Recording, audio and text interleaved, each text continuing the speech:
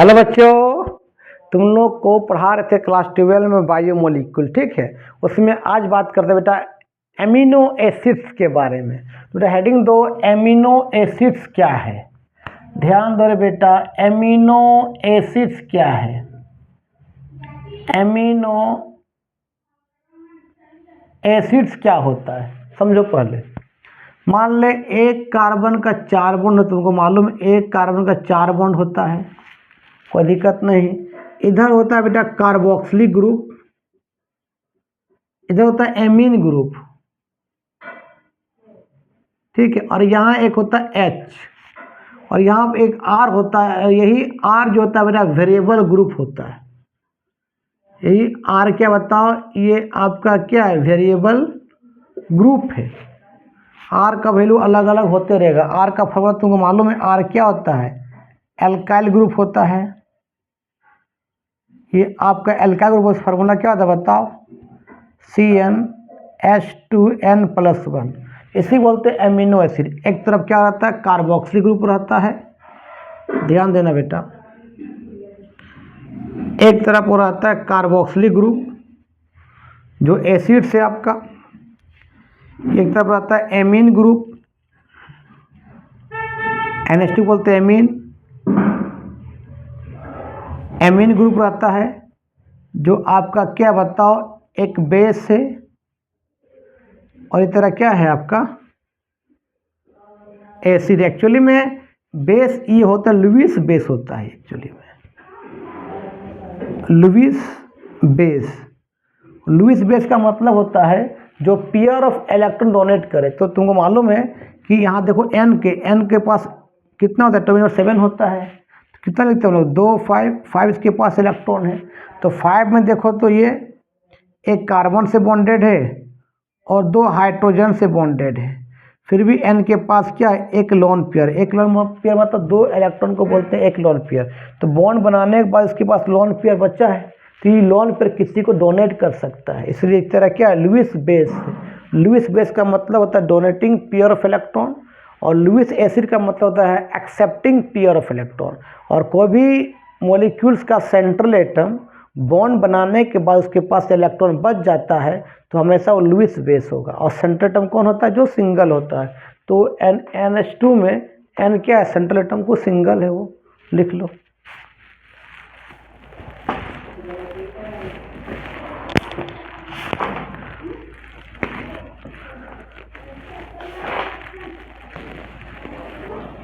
एक में बताते हैं, तुम लोग थोड़ा सा इंक भर ले रहे हैं, मार्कर में इंक नहीं है।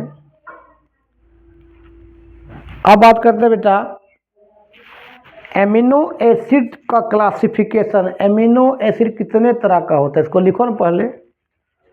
चलो एमिनो एसिड का बेटा क्लासिफिकेशन लिख लो। चलो अब बात करते हैं एमिनो एसिड्स का क्लासिफिकेशन, या बोल सकते, हाँ लिख सकते हैं classification of amino acid. Classification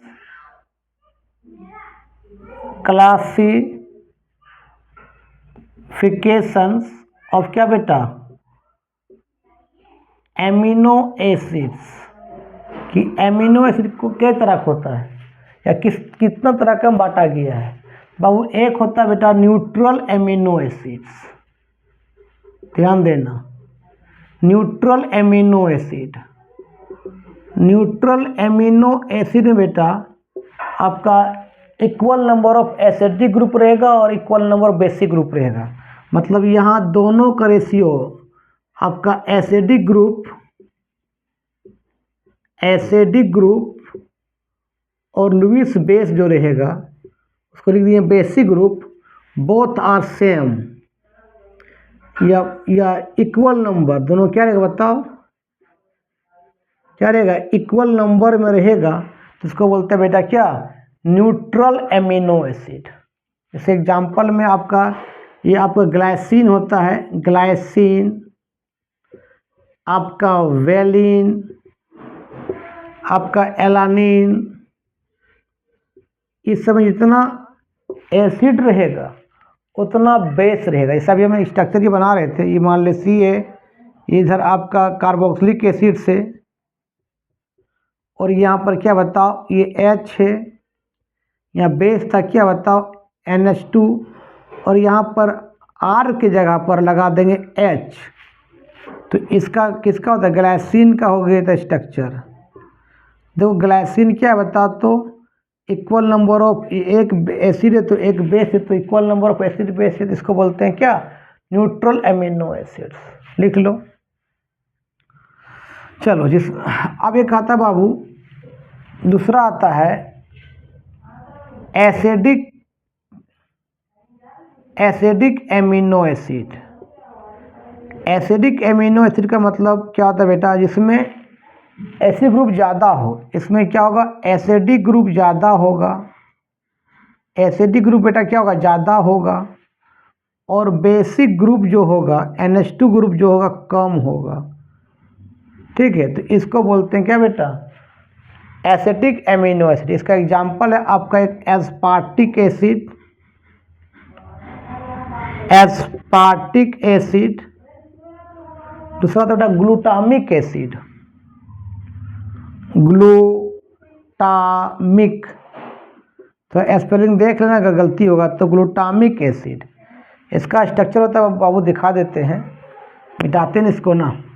चलो एस्पार्टिक का स्ट्रक्चर होता है, देखो यहाँ C रहता है बेटा, यहाँ आपका कार्बोक्सिलिक ग्रुप रहेगा, यहाँ H रहेगा, यहाँ आपका NH2 रहेगा, ये तो कांस्टेंट रहेगा, R ही वेरिएबल करेगा। यहाँ होता है बेटा इस तरह से CH2 COOH होता है। देखो तो दो एसिड, दो कार्बोक्सिलिक एसिड है, एक ही बेस है, तो इस तरह एस्पार्टिक का स्ट्रक्चर होता है, एस्पार्टिक एसिड्स का। लिख लो। चलो आप बात करते बाबू basic amino acids. Basic amino acids, ध्यान देना बेटा, basics amino acids, basics amino acid. ठीक है, सुनना, बेसिक में बेटा इसमें क्या होगा, बेसिक नेचर ज़्यादा होगा, उसमें बेसिक ग्रुप ज़्यादा होगा, और उसमें बेटा एसिडिक ग्रुप कम होगा। इसका एग्जाम्पल किसका होता है, लाइसिन का। इसका होता है स्ट्रक्चर इस तरह, C होता है यहाँ पर, ये कार्बोक्सिलिक ग्रुप, एक NH2 ग्रुप, यहाँ पर H, और यहाँ पर होता है बाबू CH2 का होल 4 और NH2, ये होता है लाइसिन का स्ट्रक्चर। लिख लो। समझ गया। देखो तो दो बेस से एक एसिड, बेस ज़्यादा है ना। चलो अब बाबू याद रखना, जो एमिनो एसिड को हम अल्फा एमिनो एसिड बोलते, ध्यान देना बेटा, एमिनो एसिड्स को हम, इसको बेटा अल्फा एमिनो एसिड भी बोलते हैं। ऐसा क्यों, क्या कारण से इसको अल्फा एमिनो एसिड भी बोलेंगे, देखो तो मालूम है कि फंक्शनल ग्रुप के बाद वाले कार्बन को अल्फा कार्बन बोलते हैं ना। से मान लो C है, ये क्या है, C डबल बॉन्ड क्या है, OH है, ये आपका H है, यहाँ पर एमीन रहता है, NH2 रहता है, H2N यहाँ पर R, तो फंक्शनल ग्रुप के बाद वाले कार्बन को अल्फा, ये भी फंक्शनल ग्रुप के बाद कार्बन को अल्फा बोलेंगे, तो ये अल्फा, इसलिए अल्फा एमिनो एसिड बोलते हैं। बेटा एमिनो एसिड जो होते हैं वो कायरल कार्बन होते हैं, ये बोल सकते हैं एमिनो एसिड जो होते हैं ऑप्टिकली एक्टिव होते हैं। ऑप्टिकली एक्टिव मतलब वो लाइट, प्लेन पोलराइज्ड लाइट को क्लॉकवाइज और एंटी क्लॉकवाइज रोटेट कर सकता है ना। अच्छा ऑप्टिकली एक्टिव क्यों होता है, इस कार्बन देखो चारों गुण अलग अलग, ये अलग है, ये अलग है, ये अलग है, ये अलग है, ये R तरह वेरिएबल ग्रुप तुमको मालूम है, ये R अलग अलग ग्रुप होगा, बाकी तीनों सेम रहेगा, ये लेकिन R क्या रहेगा बताओ, वेरिएबल ग्रुप रहेगा। तो ऑप्टिकली एक्टिव है मतलब ये कार्बन कायरल, ये अलग ग्रुप है। और कायरल कार्बन का मतलब क्या तुमको मालूम है कि कायरल कार्बन का मतलब होता है बेटा एक कार्बन का 4 बॉन्ड चारों अलग अलग ग्रुप से ज्वाइंट हो। मान लो इस तरह से, मान लो इस तरह से, मान लो ये A है, ये B है, ये C है, D है ना। तो बेटा जो A जो होगा B के बराबर नहीं होगा, B जो है C के बराबर नहीं होगा, सी जो बेटा डी के बराबर नहीं होगा। इसको तो इस कार्बन क्या बोलते हैं, कायरल कार्बन बोलते हैं। देखो तो ये अलग ग्रुप, ये अलग, ये अलग, ये अलग, मतलब क्या है, वो कायरल कार्बन है, मतलब ऑप्टिकली एक्टिव है। पर एक्सेप्ट बेटा जब R के जगह पर यहाँ पर H ले लेंगे, यहाँ पर R के जगह पर H ले लेंगे, ये H2N फिर C H, ये H और C डबल बॉन्ड OH। देखो तो ये कार्बन का दो ग्रुप सेम आ गए, अलग अलग नहीं आया। इसी बोलते बेटा ग्लाइसिन। ये ग्लाइसिन जो होते हैं ये ऑप्टिकली इनएक्टिव होते हैं। ऑप्टिकली इनएक्टिव क्यों होते हैं, उसमें कार्बन के 4 बॉन्ड अलग अलग नहीं है। ग्लाइसिन को छोड़ के जितने भी amino acid all are optically active होते हैं, लेकिन ग्लाइसिन क्या ऑप्टिकली इनएक्टिव होते हैं, क्यों, उसका कार्बन का 4 बॉन्ड अलग अलग नहीं है, दो जगह H आ गया, इसलिए इसको लिख लेना, एक्सेप्शन है ये, ठीक है, एक्सेप्शन में ही है कि ग्लाइसिन जो है ऑप्टिकली इनएक्टिव होता है, ये एक्सेप्शन है, बहुत बार पूछा गया ऑब्जेक्टिव, बहुत बार एक्सेप्शन में ये लिख लो। चलो अब हम बात करते बाबू ज्यूटर आयंस क्या होता है। ध्यान देना, ज्यूटर आयंस क्या है बेटा,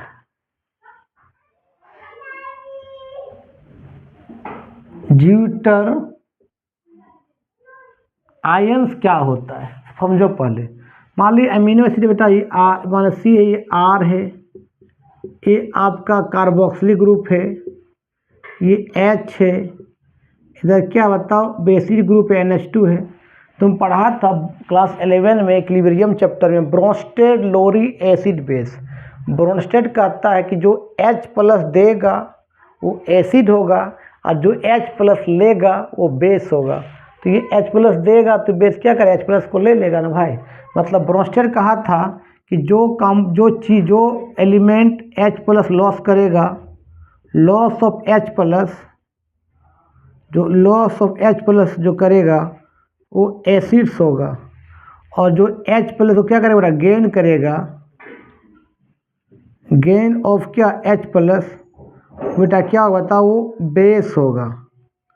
तो ये लॉस करेगा ये वाला, ये तो ये गेन कर लेगा, क्या बन जाएगा, ये लॉस करेगा और ये गेन करेगा तो क्या होगा, देखो क्या होगा H2 क्या हो जाएगा, H3 हो जाएगा, और N पर चार्ज प्लस, प्लस क्यों हो गया, क्योंकि N ने H प्लस को लिया, N पर यहाँ एक लोन पेयर है लेकिन H प्लस को ले लिया, इसलिए N पर क्या हो गया, पॉजिटिव चार्ज हो गया। ये C है, यहाँ पर H है, फिर R, फिर क्या बता C डबल बॉन्ड क्या बेटा O माइनस। तो इसी चीज़ को बोलते हैं ज्यूटर आयन। यहाँ पर H प्लस एसिड से निकलता है, बेस में जाता है, ऐसा होते रहता है, फिर बेस से H प्लस निकलेगा, एसिड भी चला जाएगा। तो यहाँ पर X प्लस का, तो यहाँ पर जो H प्लस का बेटा एक्सचेंज होते रहता है, H प्लस का यहाँ पर एक्सचेंज होते रहता है एक दूसरे से H प्लस आयन का, इसलिए इसको बोलते हैं ज्यूटर आयन्स बोलते हैं। क्या बोलते हैं हम लोग, ज्यूटर आयन, मतलब एसिड से H प्लस निकलेगा, फिर कहाँ जाएगा, बेस में जाएगा, फिर बेस से H प्लस निकलेगा तो एसिड में जाएगा। तो यहाँ पर अमीनो एसिड में H प्लस का आना जाना चलते रहता है एसिड और बेस के दरमियान, तो उसी को बोलते हैं हम लोग ज्यूटर आयन बोलते हैं, लिख लो। चलो इसी चीज़ को बोलते हैं ज्यूटर आयन। चलो अब हम बात करते हैं बेटा एमिनो एसिड जो होता है हमारे, एमिनो एसिड एक्चुअली में 20 एमिनो एसिड होता है, याद रखना। एमिनो एसिड जो होता है बेटा 20 एमिनो एसिड होता है, 20 बेटा एमिनो एसिड मिलता है, और 20 में जो होता है 10 एमिनो एसिड जो होता है एसेंशियल होता है।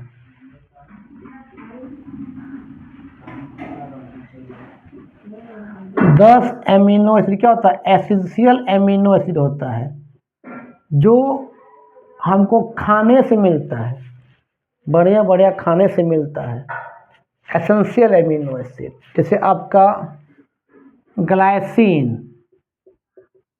ठीक है, वेलिन, ये दो तरह क्या एसेंशियल एमिनो एसिड है, इसको बॉडी को चाहिए तो बढ़िया बढ़िया खाना से मिलता है। आपको रेड मीट में एसेंशियल एमिनो एसिड ज़्यादा होता है, आपका मटन में, आपका सुअर का जो मीट होता है, भैंस का मीट होता है, उस समय रेड मीट होता है, और रेड मीट बेटा आपका एसेंशियल एमिनो एसिड ज़्यादा होता है, इसलिए विदेश में ज़्यादातर सुअर का मीट खाता है, क्योंकि सुअर में जो होता है वो रेड मीट होता है, रेड मीट में एसेंशियल एमिनो एसिड ज़्यादा होता है।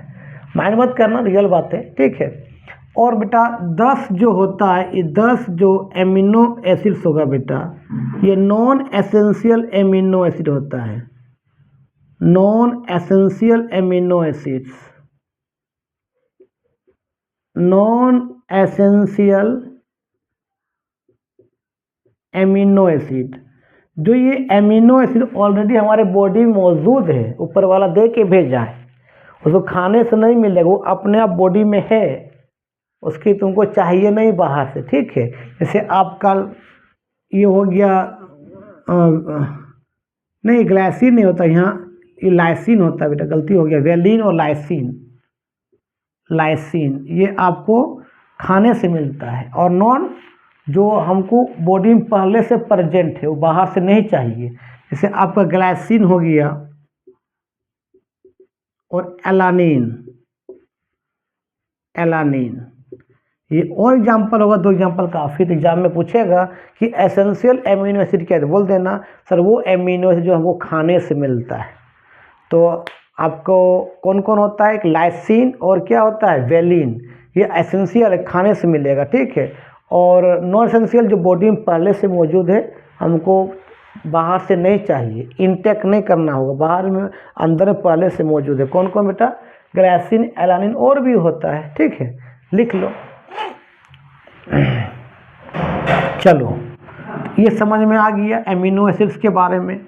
अब तुम लोग को बात करते हैं बाबू, सुनना, तुमको मालूम है कि एमिनो एसिड ज्यूटर आयन के फॉर्म में रहता है इस तरह से, CR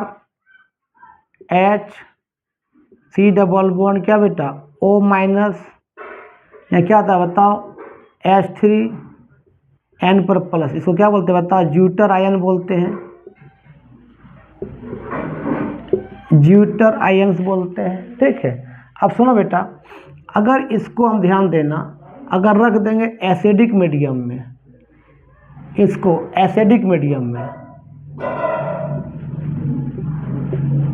अगर इसको रख देंगे बेटा एसिडिक मीडियम में, मतलब कहाँ, H जहाँ पर H प्लस आयन ज़्यादा हो, अगर H प्लस आयन ज़्यादा रहेगा बेटा तो उसका pH स्केल क्या होगा, कम होगा, कोई दिक्कत। तो ये H प्लस कहाँ चला जाएगा, यहाँ पर चिपक जाएगा, तो क्या होगा देखो, तो इस तरह क्या हो जाएगा बताइए, H3N पर प्लस C, या R, या H, ये C डबल बॉन्ड O क्या हो जाएगा, OH हो जाएगा। कैसा बिहेव करेगा बताओ, ये कैटायन के फॉर्म में रहेगा यहाँ पर, कोई दिक्कत। देखिए बेटा इसको रखेंगे बेसिक मीडियम में, कहाँ रखेंगे, बेसिक मीडियम में। बेसिक मीडियम मतलब क्या, OH माइनस का होगा कंसंट्रेशन ज़्यादा, OH माइनस का जब कंसंट्रेशन बढ़ जाएगा तो यहाँ पर pH भी क्या होगा, ज़्यादा होगा। तो मालूम pH का वैल्यू जितना कम होगा वो एसिडिक होता है, फॉर एसिडिक pH का वैल्यू जितना ज़्यादा होता है वो आपका क्या होता है, बेसिक। तुम लोग सब ऑलरेडी पढ़ चुका है, एसिडिक है ना। और pH का वैल्यू कितना होता है, 7 होता है, उसको न्यूट्रल बोलते हैं, भी तुमको मालूम है, कोई दिक्कत रे बाबू। चलो न्यूट्रल, कोई दिक्कत। चलो तो बेसिक में तो यहाँ OH माइनस में रखेंगे, तो सुनो बाबू, ये तुमको मालूम है कि अगर O पर प्लस आ जाए, F पर प्लस आ जाए और N पर प्लस आ जाए, डीएक्टिव हो जाता है, क्योंकि ये सब हाईली इलेक्ट्रोनेगेटिव एटम होता है। सबसे कौन होता है, फ्लोरीन, ऑक्सीजन, नाइट्रोजन, सब हाईली इलेक्ट्रोनेगेटिव एटम होता है। ये अपने पास नेगेटिव रखना पसंद करेगा, पॉजिटिव नहीं। अब यहाँ देखो बाबू क्या हो गया, देखो तो ये N पर क्या बता प्लस, यहाँ H है, यहाँ भी H है, यहाँ पर 3 गो H हो गया इस तरह से, मान लिया H यहाँ दिखा दिए, तो N डीएक्टिव हो गया, वो पॉजिटिव के फॉर्म में रहेगा नहीं, तो क्या करेगा वो, किसी से एक H का इलेक्ट्रॉन लेना चाहेगा, ये ले लेगा तो ये माइनस पर न्यूट्रल होगा और वहाँ से क्या निकल जाएगा, H प्लस निकल जाएगा। और तुमको मालूम बेस को क्या चाहिए, H प्लस चाहिए, तो यहाँ से बेसिक मीडियम में क्या होगी, OH माइनस, यहाँ से H प्लस निकल जाएगा, तो अब क्या बन जाए, देखो क्या बन जाए, जब माइनस निकल जाए प्लस निकल जाएगा तो इसका माइनस ये प्लस मिलकर न्यूट्रल बन जाएगा, और ये क्या बन जाए, देखो क्या बन जाएगा NH2 फिर CH R C double bond क्या बेटा O माइनस। तो यहाँ कैसा बिहेव करेगा बताओ, एनायन जैसा बिहेव करेगा, मतलब एमिनो एसिड जो है एसिडिक मीडियम में कैटायन जैसा बिहेव करेगा, एमिनो एसिड जो है बेसिक मीडियम में आपको एनायन जैसा बिहेव करेगा। लिख लो। चलो अब बात करते हैं बेटा आइसो इलेक्ट्रिक पॉइंट क्या है, ध्यान देना। आइसो इलेक्ट्रिक पॉइंट क्या है, आइसो इलेक्ट्रिक पॉइंट देखो माने एमिनो एसिड्स को ऐसा कंसंट्रेशन पर रखो ना वो कैटायन की ओर मूव करे, या ऐसा बोल सकते हैं आइसो इलेक्ट्रिक पॉइंट कि एमिनो एसिड को ऐसा सॉल्यूशन का कंसंट्रेशन पर रखो कि ना वो कैथोड ना वो एनोड की ओर मूव कर सके। ठीक है, इलेक्ट्रिक मतलब जब इलेक्ट्रिसिटी पास करेंगे तब, है ना। जैसे मान ले तुम बाबू देखा अभी कि एमिनो एसिड ड्यूटेराइन के फॉर्म में रहता है इस तरह से, N पर प्लस ये 3 है NH3, ये C ये H ये बेटा क्या R और C डबल बॉन्ड क्या बेटा ये O माइनस, है ना। अगर देखो तो बाबू अभी हमने देखा बेटा ये आपका बेसिक मीडियम में OH माइनस मीडियम में बेसिक मीडियम में ये कैसा हो रहा था, ये H2N ये H ये R ये क्या बता C डबल बॉन्ड क्या बेटा ये O माइनस, तो नेगेटिव है। तो ये नेगेटिव कहाँ जाएगा, जब इलेक्ट्रिसिटी पास करेंगे कैथोड एनोड डाल के, तो एनोड में तुमको मालूम है कि एनोड में जो होता है बेटा क्या होता है पॉजिटिव होता है, और कैथोड में होता है क्या नेगेटिव होता है। जब दो प्लेट डाल के करंट पास करेंगे तो ये नेगेटिव किधर माइग्रेट करेगा, ये एनोड की ओर माइग्रेट करेगा, मतलब बेटा ये एनोड की ओर माइग्रेट करने लगेगा। माइग्रेशन कब, बेसिक मीडियम में। और बेटा जब एसिडिक मीडियम में था, ध्यान देना, जब एसिडिक मीडियम में था तो क्या था बता, तो ये H3N प्लस C H ये R और C डबल बॉन्ड O क्या था OH था, कैसा था प्लस था, कैटायन के फॉर्म में था ये। अब बता कैटायन के फॉर्म में था, और जब इलेक्ट्रिसिटी पास कर देंगे एनोड कैथोड डाल के तो ये प्लस किधर जाएगा रे, नेगेटिव की ओर मूव करेगा, मतलब अब यहाँ माइग्रेट किधर करेगा, ये कैथोड की ओर माइग्रेट कर जाएगा, कैथोड की ओर माइग्रेट करेगा, माइग्रेशंस करेगा। तो एमिनो एसिड को ऐसा कंसंट्रेशन पर रखें ना वो एनोड की ओर मूव करे ना वो कैथोड की ओर मूव करे, उसी पॉइंट को बोलते हैं आइसो इलेक्ट्रिक पॉइंट बोलते हैं। उस समय बेटा इस एमिनो एसिड का जो पीएच होना चाहिए, पूछता है जेई में, आपका 5.5 से लेकर 6.3 के बीच में अगर कंसंट्रेशंस पर रखेंगे तो ना ये एमिनो एसिड ना आपका एनोड की ओर मूव करेगा ना कैथोड की ओर मूव करेगा, मतलब नो माइग्रेशंस ऑफ क्या, नो माइग्रेशंस ऑफ क्या एमिनो एसिड्स। तो ऐसा चीज़ को क्या बोलते हैं आइसो इलेक्ट्रिक पॉइंट बोलते हैं। ठीक है, तो बेटा आज का वीडियो हम यहीं समाप्त करते हैं। ठीक है, अब नेक्स्ट वीडियो में बताएंगे स्ट्रक्चर ऑफ प्रोटीन्स के बारे में, प्रोटीन्स कैसे बनाएंगे और उसका टाइप्स ऑफ प्रोटीन, एक होता है फाइब्रस प्रोटीन और ग्लोबुलर प्रोटीन, ये सब बता देंगे। फिर आपका न्यूक्लिक एसिड आएगा। ठीक है, तो आज के वीडियो यहीं समाप्त करते हैं। वीडियो अच्छा लगता है देखो, तो दोस्तों को सपोर्ट करो, कोऑपरेट करो, वीडियो को फॉरवर्ड करो, है ना। तब तक के लिए बाय बाय।